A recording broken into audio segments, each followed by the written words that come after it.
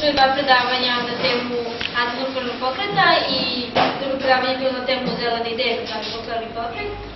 I nakon toga smo imali okrugli sto koji se bavio pitanjem da li je antinuklearni pokret u Srbiji iluzija ili stvarnost i kako oformiti jedan takav pokret. Ono što ćemo danas imamo na programu jeste prvo Filipovo predavanje Philippe Schockweiler za održane Luksemburga. I on će držati predavanje na temu zakonskih regulativa i napora zelenih partija na nivou Evropske unije u borbi protiv nuklearne energije. Predavanje je na engleskom, tako da ukoliko nekom bude trebao prevod simultani obezbedit ćemo, samo da možete javiti ovdje sad. Nikom? Dobro. Nakon toga u 13 časova biće održana tribina sa temom nuklearne energije unutar pravnih okvira. Došlo je do male izmjene učesnika tribine, s obzirom da profesor dr. Vladan Jović ima mogućnosti da se pojavi danas. Na njegovo mesto će doći muški portparol Zelene omladine Srbije Vladan Đukanović i on će predstaviti pogled na svet, pogled na temu iz ugla nekog iz omladinske organizacije i nekog iz Zelene omladine Srbije. I nakon toga u 15 časova ćemo samo zaključiti konferenciju i postaviti osnove za buduću saradnju. Ili ima neko pitanje vezano za agendu?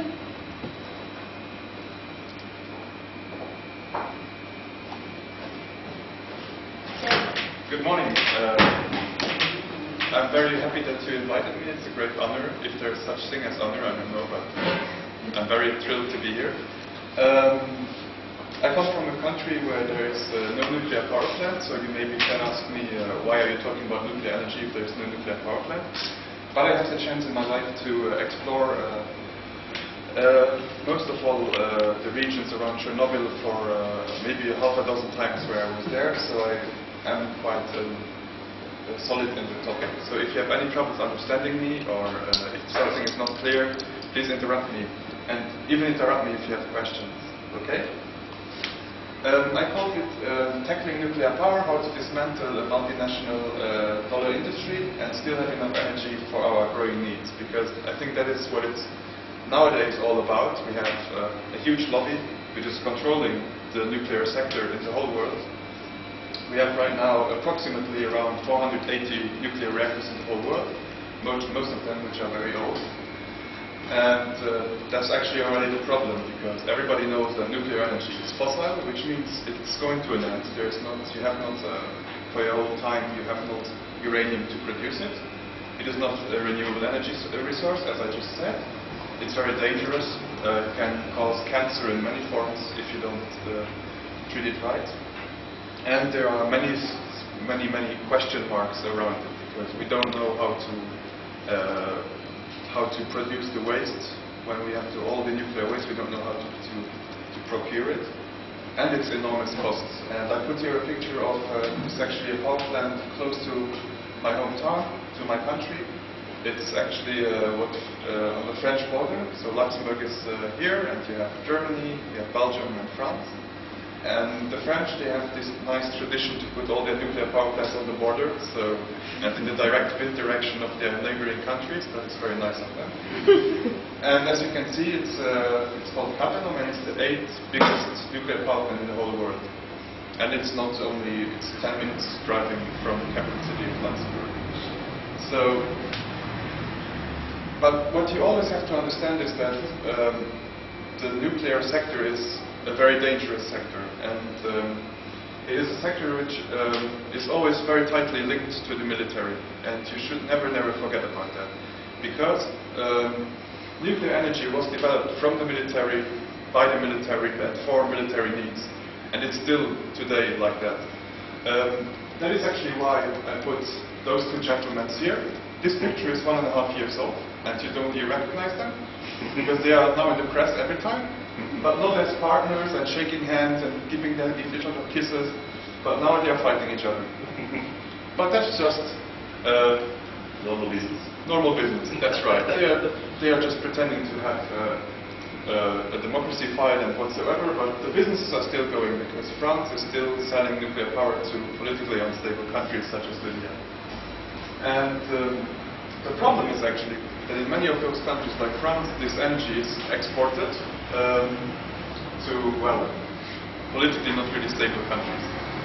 And for instance, in France, everything which is related to the nuclear sector is a secret of the military. So if you make a picture of a nuclear power plant, you are object of high treason because it's a military installation as well.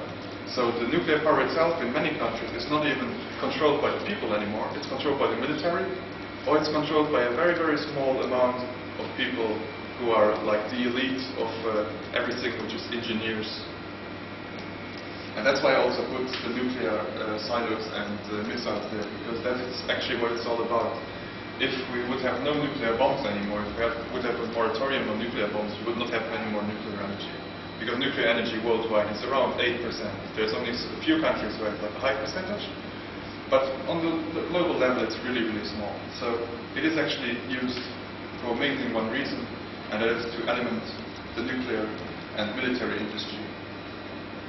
The problems of nuclear energy, and I think that after 8 weeks nearly after Fukushima incident, we have to talk about that.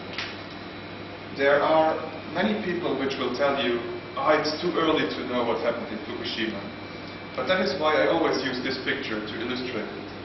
You will see, this is one of the first aerial pictures which was done of the reactor in Chernobyl. You see heavily damaged reactor, and we all know what the consequences are. We knew how many radioactivity got out, we know how many cancers are related to it. And the newest study here by New York Academy of Science actually goes to a number which says around 1 million people who died. So, of the direct consequences of Chernobyl. This is a new study. I will talk about it also later a bit. So now you will hear in the news, we don't know what happened in Fukushima. We don't really know what happened. It's too early to speak about it. It's too early to have a clear picture. But we don't need to be experts. I mean, look at the picture yourself. What do you see? Here in Chernobyl you see one reactor heavily damaged. In Fukushima you see 1, 2, 3 reactors, and the fourth one heavily damaged. So what the nuclear lobby and the media also, or the media which is controlled also sometimes by the lobbyists, they try to explain to you that basically nothing happened and it's too early to say something. But wait, aren't those pictures saying enough? You don't have to be a nuclear physicist to understand what this picture is saying.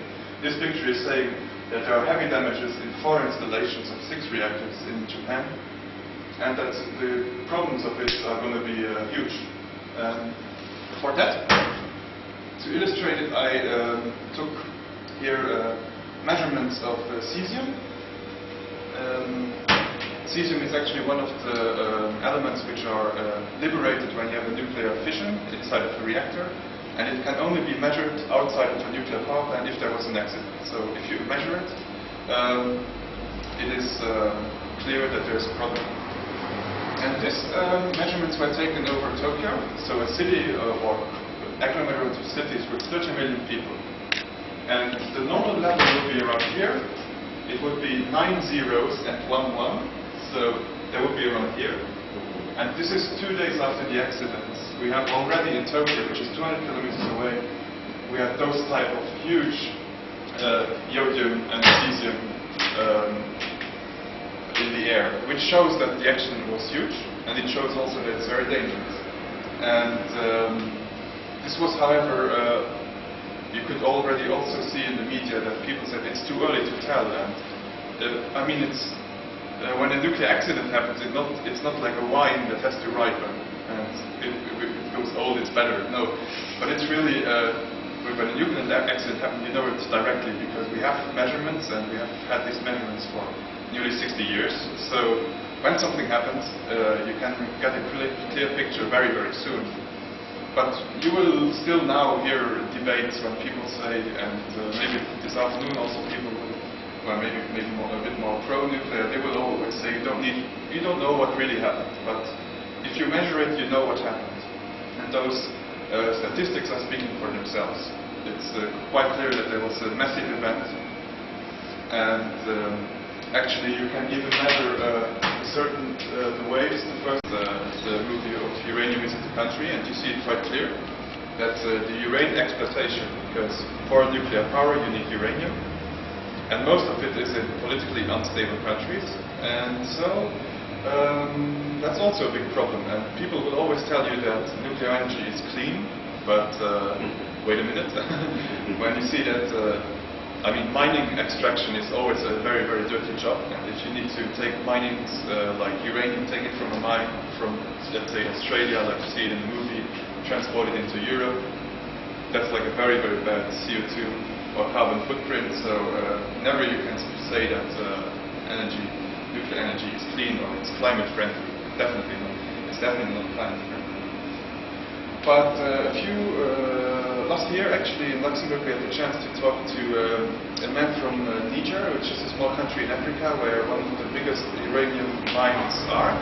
And there, it's actually most of it, the French government who are exploiting the uranium mines, and it's under catastrophic conditions. And we spoke to these persons who are from nomads, like nomads, you know, Tuareg, maybe, you know, the traditional nomads in the Sahara. And who are totally exploited, who are totally don't have any access to clean water, who are where the children are really all the time contaminated by it. So you can see that this is really also exploitation on neo-colonialistic style, just like it used to be in the times of the colonists. And then one of the biggest problems is the final storage, because what are you doing with all the waste that is produced by the nuclear industry? You have to know that the normal waste that is produced by a nuclear power plant is approximately active or radioactive for at least 6,000 generations. So you have to think about it. 6,000 generations is like approximately 150 to 200,000 years. So just think about it, what a huge responsibility it is. And 6,000 generations, I mean, you cannot know what will happen in 6,000 generations. You cannot even imagine how this place will look like right now as we speak. Will there be an ocean? Will here be... You don't know it. Because 6,000 generations is something we cannot process. It's even an absurd projection for the human mind to think in 6,000 generations. And so there is no place where we could actually put it. And as the nuclear industry developed after the Second World War, as all the countries raced to get the atomic bomb, they actually thought that the best way of getting rid of the nuclear waste was to put it in the ocean. Because still, until today, the ocean is the world's biggest dustbin. Everybody knows it. That's why I put this picture here, which is from a documentary. As you can see, like all the countries who are striving for atomic bombs have huge disposals. The Russians had one of the biggest, the British, and then the Americans naturally also. But even countries like Switzerland, who don't even have a coast, they disposed their waste in the ocean, mostly in the Adriatic, so quite close to here. And until 1989, this was totally legal. You could dump everything what you had into the ocean. Nobody would say anything. But there was a UN decision in 1989 which forbade it. But then again, the nuclear lobby was quite angry about that, and they said, it's not a good option for us, what are we going to do? And it was mostly also the military who put big pressure on it, and so they deleted a couple of words from the UN mandate, which stated that actually, they added also a few words, because they said that it's forbidden to drop nuclear waste from vessels. Vessels is like a ship, can be a submarine, anything. But the military, they, especially the United States, they made a lot of lobby, and then they put only surface vessels, which means ships which go underwater. So for the military, it's still legal to put in submarines, put all their waste just into the ocean. So that's still legal, thanks to the brilliant work of the US Army. And so the problem is actually that once you have this waste, this nuclear waste, it's very, very high temperature. So what most countries do is, that's the other picture, which you see down here. Most countries, they put their waste into like swimming pools, And they're actually called also cooling swimming pools, because here the nuclear waste from the reactor will be stored for approximately 8 to 10 years. So 8 to 10 years you put it in water just to cool it off. And that's actually one of the best possibilities that you can do, but you cannot do it for, like I said, 6,000 generations. So the nuclear lobby decided in Europe that, well, we cannot build like 100,000 swimming pools to put our nuclear waste in it. And actually, most of the French nuclear waste, it simply just takes this way. It goes by the train and by the lorry or trucks. It goes to the sea. They drive throughout the Baltic Sea, go to St. Petersburg, and then drive 5,000 kilometers to Tomsk, Russian central Siberia. And where ends up our nuclear waste? The European nuclear waste lands all in Russia. This is a satellite picture because it's forbidden to go there. It is basically stored like in open air. So basically everybody could have access to it. If anything could happen, it's open air storage in the middle of a populated area.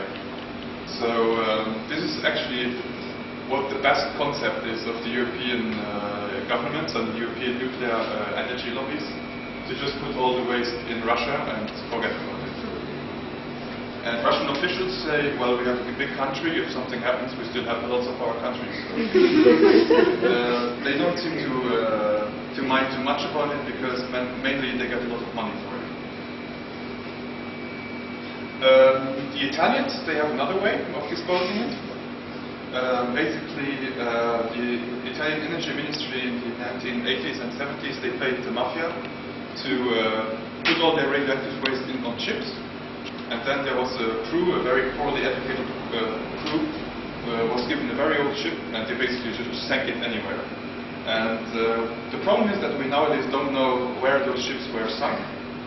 And so every couple of months we get like these Easter eggs around the Mediterranean. This was in Somalia in 2009. There's a container of radioactive waste which was washed ashore. But the bad news is it was empty. So it has already gone totally to the sea.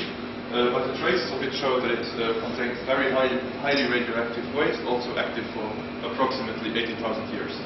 So now it's in the Mediterranean, and there were approximately a few hundred of those ships who were sank by the Italian mafia, in cooperation with the Italian government, because they thought it would be the best way.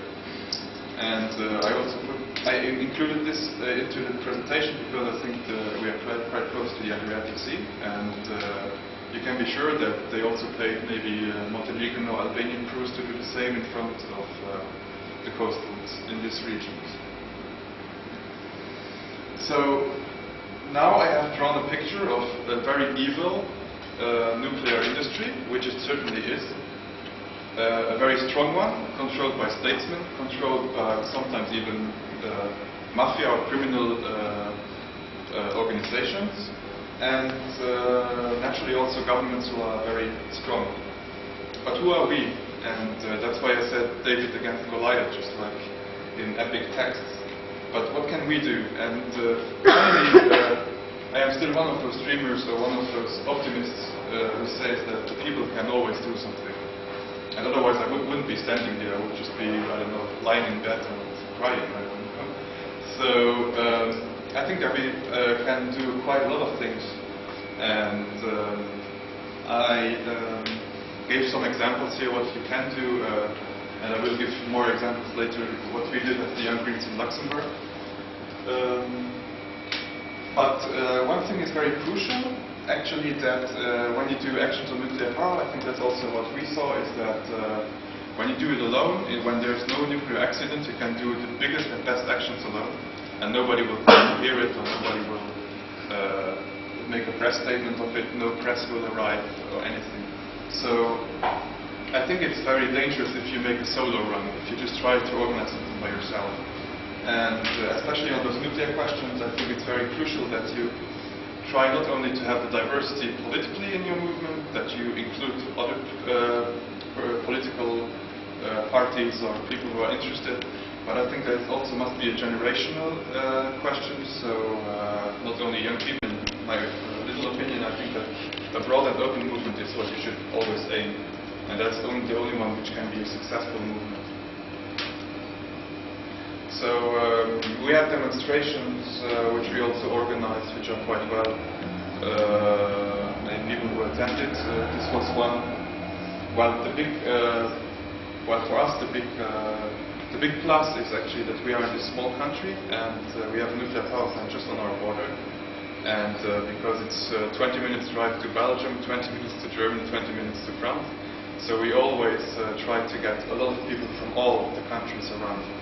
And we always make lobby work there to get people from every country and all the groups from every country, so that we have really a multinational movement always. And that is also a big plus, because if you do it alone, nobody will attend it. And this was one of our summer demonstrations, which is actually on a place where all the 3 countries are like in walking distance. It's called we call it the place of the 3 countries. So we have like a couple of places in our country where 3 countries join each other on one spot.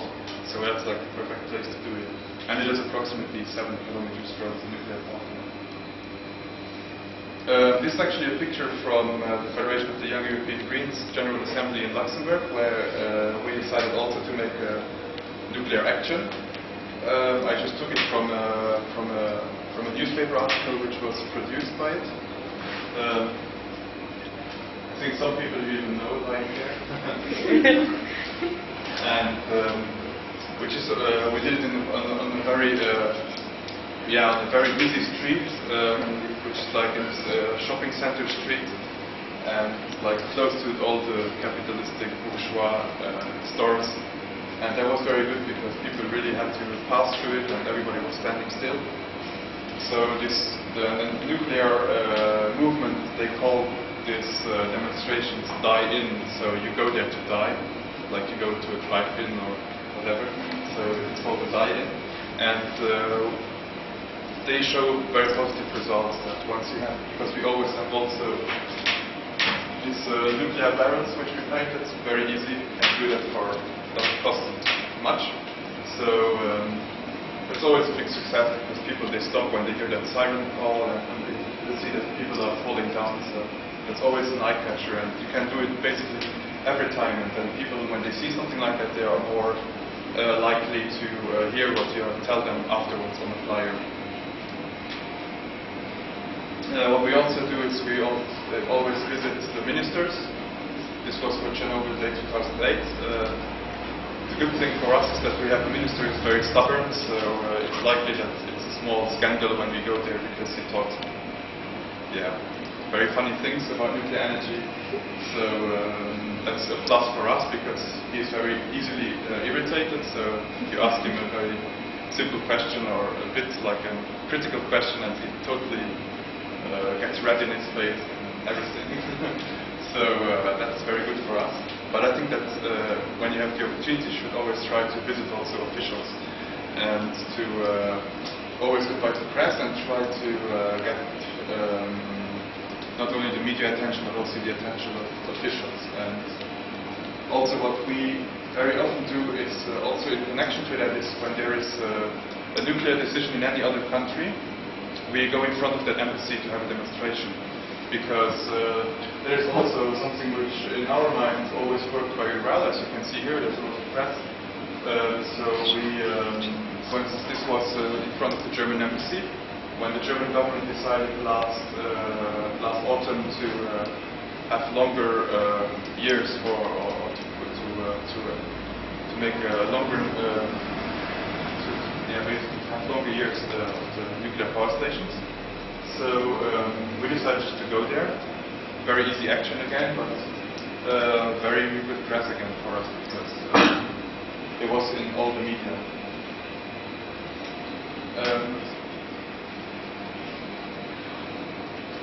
And one of our main, I think that the main, what is very important is that you should always try to be very innovative and be different. And so, I mean, in each action we try to be funny, but try to make something which people catches the mind of the people. And what is also very important is that in all our anti-nuclear actions we have this strong part which says also that okay, you are against nuclear energy, but we are also for an alternative. And that's why we have this traditional logo, which you normally know, the traditional anti-nuclear logo, but we use it also for green energy now. So, and we always give that message as well. And this was the main article of the biggest newspapers, so quite well done again. And what you should always do is also pay a visit to the nuclear installations that we have around your countries, like in Serbia, Vinca, or Vinca. So, but this was a visit from us to our nuclear power station, which is like I said, 30 kilometers away from the capital city in France, and where we had also a spontaneous action. But like I said, in France it's quite difficult to make demonstrations of nuclear power stations because they are controlled by the military and the military police, so you should always be aware of what you do and for how long you do it and what exactly you tell them. So this is like one of the old ECs of Luxembourg, young green sitting there. But if you, on the more political level, it's important that you should always keep into mind that nuclear energy has more resources. Like I said, they are a big conglomerate. And so what is important is that when there's, for instance, a decision that they will build nuclear power station or a place of storage or anything related to the nuclear industry, that you should always search the contact with the local politicians and ask them that, or maybe remind them with a presentation what nuclear energy is really all about, that it's not in favor of the people. And the problem then again is that of corruption and bribery, because not only in Eastern Europe but also in our countries, the nuclear energy lobby, they really go to people who are against it and they bribe them or corrupt them, so that happens everywhere. And for us it's always important also to keep in touch with the local people initiatives. So, because mostly they are not taken serious by the government or the local government, so it's always important to go to them and try to speak to them, try to help them in any way you can, and also try to rally with them, so ally yourself together with them. And then always try to give the alternative, because that, especially on the local level, it's so easy to build alternatives, and it's not very expensive, it's actually quite cheap. And so also one of the main topics actually also that we do, or one of the main ideas, is that energy belongs to the people, and the whole energy question belongs to the people. So what happens with nuclear power or the nuclear power plants, that is the thinking of the old industrial revolution from 200 years old, so that at one place you produce all the energy for a big country.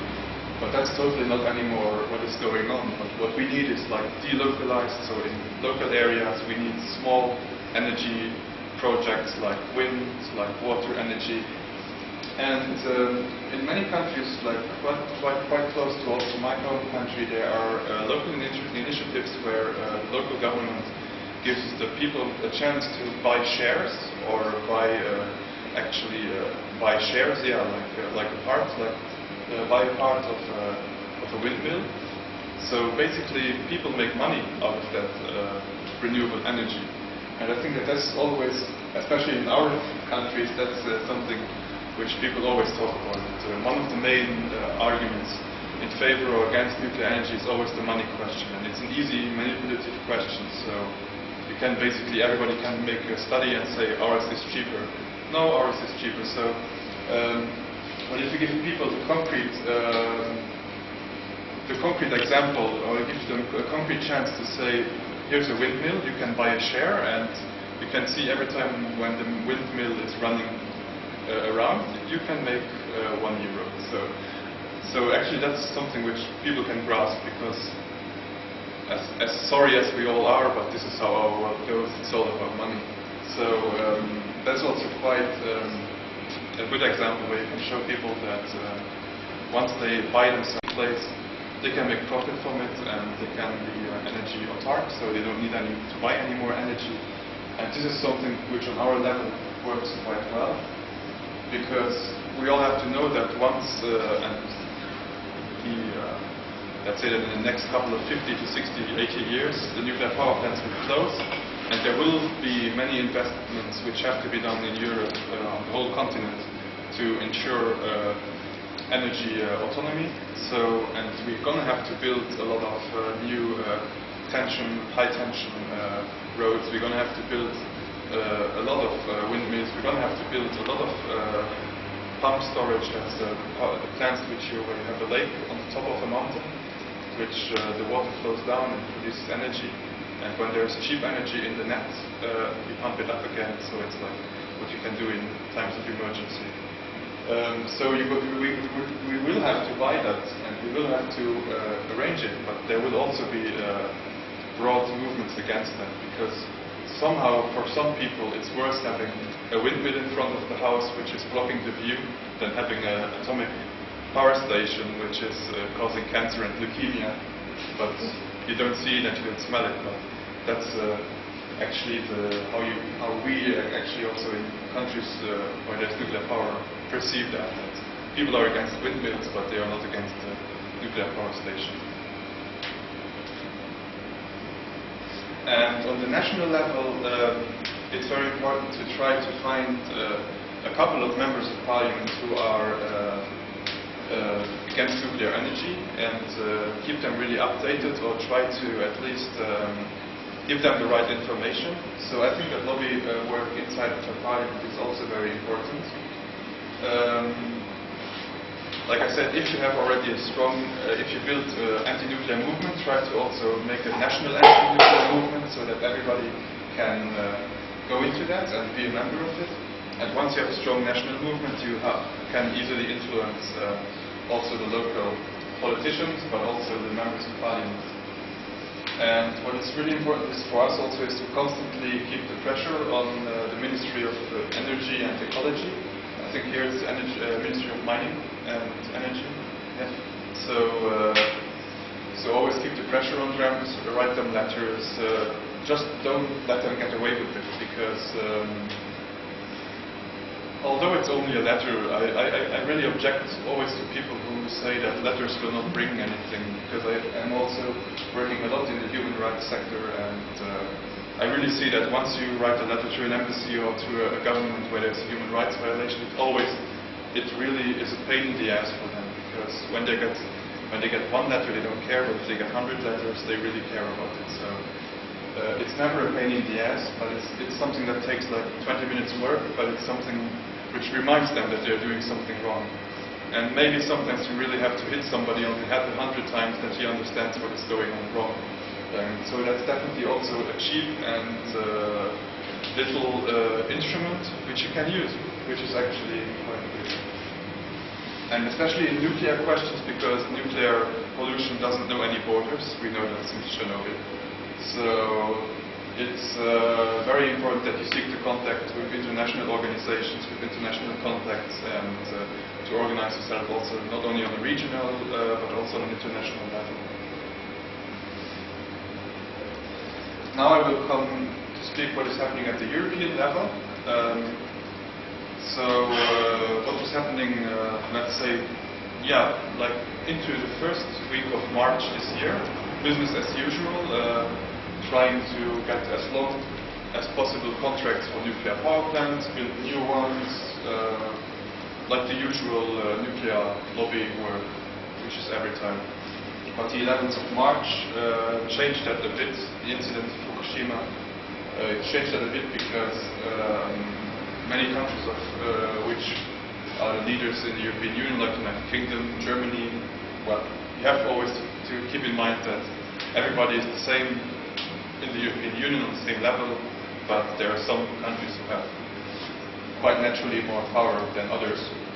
So what happens now is that some countries where there are elections, they try to have some sort of anti-nuclear course, which is not really anti-nuclear. So the problem also today is that we have 27 member states. Each of them have power plants or not, or nuclear power plants or not, and we have no consensus on the energy question. So even if there are very ambitious EU directives for renewable energies, there is still the question of nuclear energy which is not solved. And maybe one of the best examples for that is France, because France is really, like I always put it, is the nuclear heart of Europe. In France you have 56 reactors for a relatively small country, and you have 80% of the energy in France is nuclear energy, so it's nearly quite impossible if you live in France to have renewable energy. Then again, like you just saw that President Sarkozy is like a very big lobbyist for nuclear technology, and they are exporting quite a lot of nuclear power plants into regions of the world that are not really politically stable, or even places that are not seismically stable, just like in Japan. Because the biggest nuclear power plant of the world is now planned in India, to be built by France. It's going to host approximately 12 reactors, so that's huge. And they built it like on the middle of a seismic zone, so just like in Japan. So like in the middle of a seismic zone, they would build a nuclear power plant with 16, maybe even 16 reactors, where there have been incidents of earthquakes for over 100 years. So that's really a very smart move of their part. One of the biggest problems in France is that the people against nuclear power are not well organized, because it's such a broad consensus. Because the only party in France which is against nuclear power is the Green Party, and the other ones are quite in favor of nuclear power. Even like liberals or social democrats are totally in favor of nuclear power. That is also the problem. Is also in France that although the government is selling nuclear power to other countries and building power plants in other countries, the question remains that the politics itself has totally abandoned the policy of nuclear energy. It sounds quite difficult, but it's, for instance, the whole decisions on nuclear energy are not done by the Ministry of Energy in France, but they are done by which is called the Chorus of the Mines, and it's a lobby group which is controlled by all the big elite university professors and also by the Department of Mining. So actually all the big decisions on nuclear energy are not taken by politicians in France, but they are taken by the lobbyists. And you can see that when you watch French TV debates, because the president has no idea how many percentage of nuclear power there is in his country. Sarkozy is not even sure how many power stations there are. I mean, as a president, you should at least know how many stations there are and how they function, what is their work. So this country has totally politically abandoned nuclear energy and given it into hands of other people, and that's quite dangerous. And one of those hands is also the military, because the French will never ever stop using also their military nuclear arsenal, so they are also quite strong on that issue. So it's really hard to find out what's really going on, because like I said before, every nuclear power station in France is military secret. So if you try to enter it, you are like trying to enter a military base.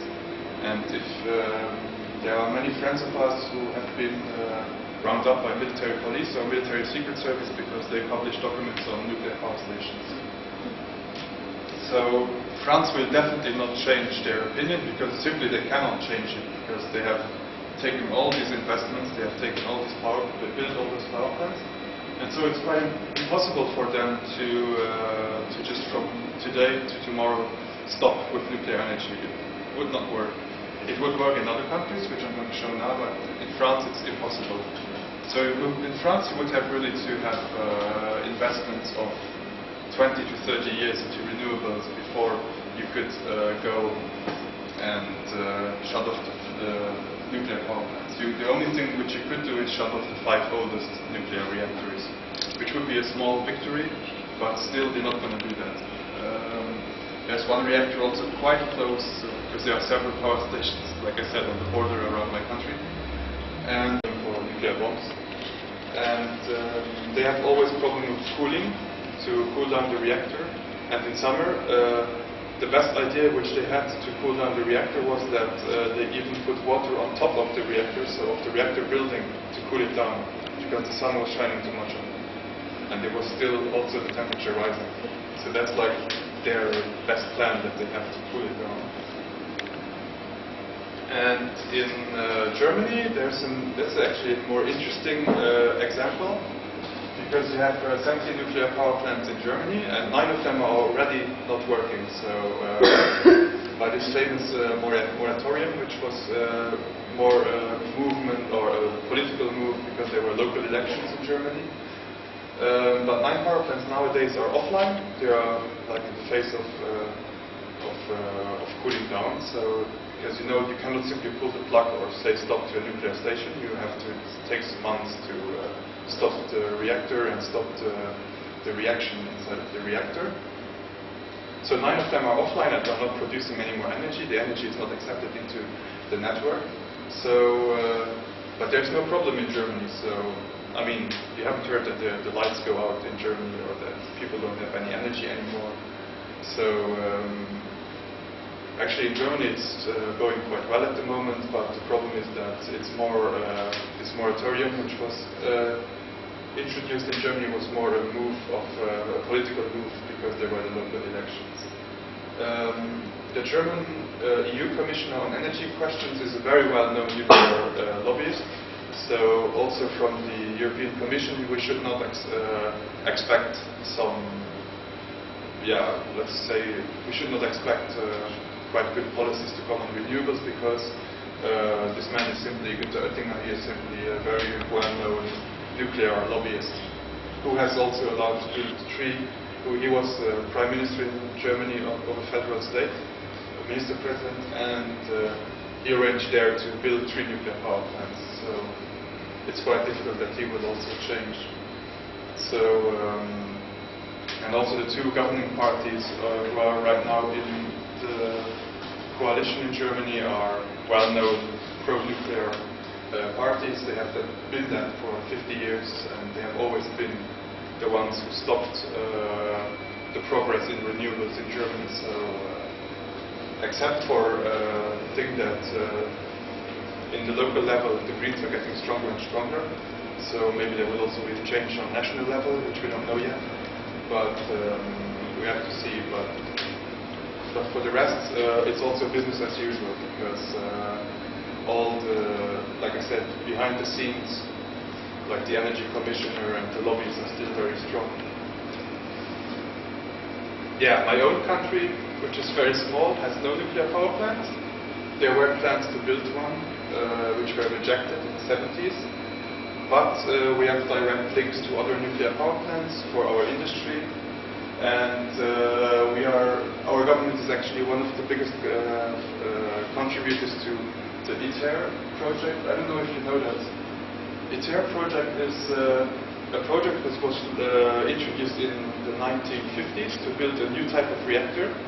So in 1956 they tried to build a fusion reactor. So it's not anymore the division of the atoms, but they are fused by very high temperatures, and then the energy liberated is used to produce energy. But the thing is, it only works until now in theory. It doesn't work in practice. So the funny thing is that for 50 years, every year the lobby tells us in 50 years it's ready. So every year they say, like in the review report, in 50 years it's okay. And the last report published 8 months ago says in 50 years it will be okay.